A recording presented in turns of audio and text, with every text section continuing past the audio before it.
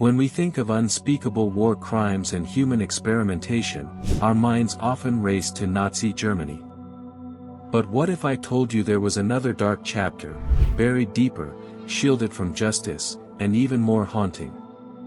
What if a secret unit, hidden in the snowy plains of northern China, committed atrocities that rival any in history, and got away with it? Welcome to the story of Unit 731, Japan's Forgotten House of Horrors. In the early 1930s, as Japan expanded its empire across Asia, it established a brutal occupation in Manchuria. Hidden within this military push was the formation of a so-called research unit, Unit 731, led by microbiologist and military officer General Shiro Ishii. What was publicly described as a water purification unit was, in reality, a gruesome human experimentation center tasked with developing biological weapons and testing their impact on living subjects. Operating near the city of Harbin, Unit 731 became infamous for its grotesque scientific endeavors and total disregard for human life. Victims, often Chinese civilians, POWs, and at times even Koreans, Russians, and Americans, were subjected to horrifying procedures, limbs amputated to study blood loss, live vivisections without anesthesia, and deliberate infections of deadly diseases like plague, anthrax, and cholera. People were frozen alive to test frostbite effects, starved, exposed to poisons, or sealed in gas chambers.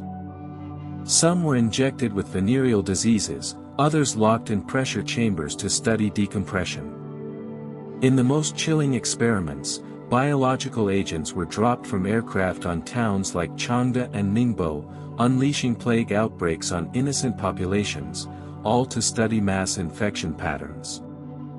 As the war ended and Japan surrendered, Ishii ordered the destruction of Unit 731's facilities and the execution of remaining prisoners. Unlike Nazi doctors tried at Nuremberg, none from Unit 731 faced international prosecution. Why?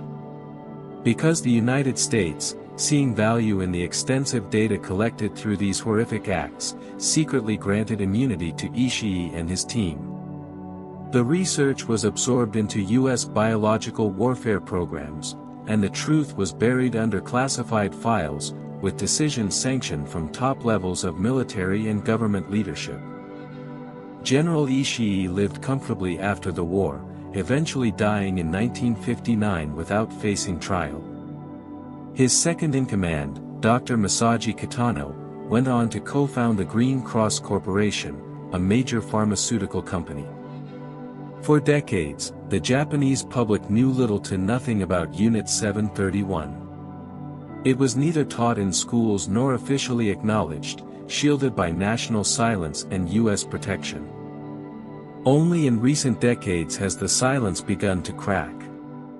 Under pressure from China and South Korea, Japan reluctantly released names of over 3,600 individuals involved in Unit 731.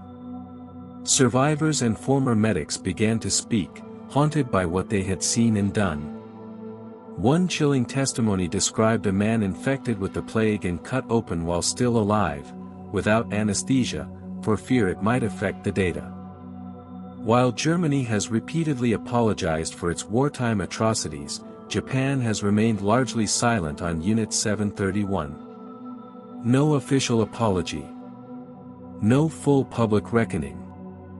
And yet, the legacy of Unit 731 remains one of the darkest chapters in modern history, a brutal reminder that science, without ethics, can become the cruelest weapon of all.